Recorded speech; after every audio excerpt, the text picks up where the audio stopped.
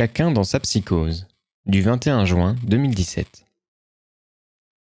Plus vous êtes persuadé qu'on peut marcher sur l'eau, vivre sans manger, juste en respirant, devenir heureux juste en changeant d'alimentation, guérir un cancer en buvant des jus ou même faire repousser un membre, être sauvé par la politique, voir des extraterrestres nous visiter, être en bonne santé en pratiquant du crossfit, devenir milliardaire en écoutant des préceptes de développement personnel, être heureux en consommant, être heureux en ne consommant pas, atteindre la libération de je ne sais quoi en méditant, etc. La liste est longue. Plus vous signalez en fait à quel point votre vie est merdique et à quel point vous avez besoin de compenser en fuyant. Vous rêvez, dirait-on poliment.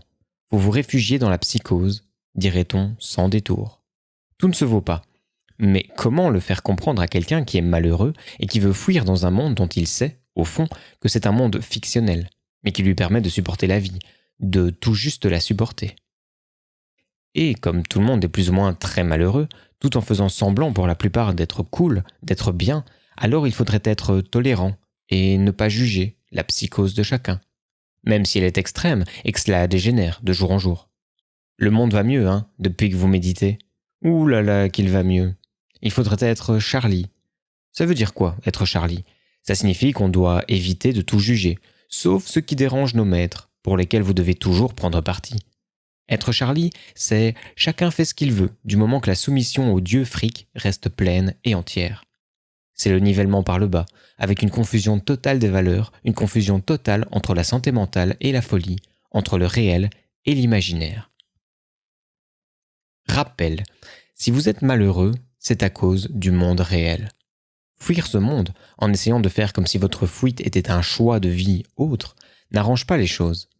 La fuite impensée conduit à la psychose avérée, et notre monde humain est en train de devenir un monde de psychotiques sévères, clamant partout qu'il ne faut pas juger, être bienveillant, supporter la folie de l'autre pour qu'il accepte la nôtre, ouvert d'esprit, et donc Charlie.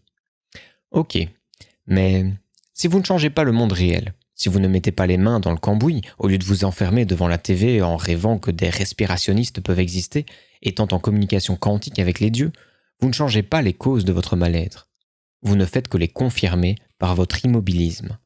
Si vous avez besoin de croire à des balivernes pour continuer à vivre, c'est que vous avez perdu la saine boussole, le bon sens de celui qui a les pieds sur terre. Si vous avez besoin de croire à des balivernes, des histoires pour très jeunes enfants, alors il faudrait peut-être prendre le temps de s'arrêter, même si ça fait mal, et commencer à penser. Oh, le gros mot. Où en sont vos relations avec vous-même, les autres, le monde? Comment changer concrètement cela? Être Charlie, c'est se détacher du monde réel.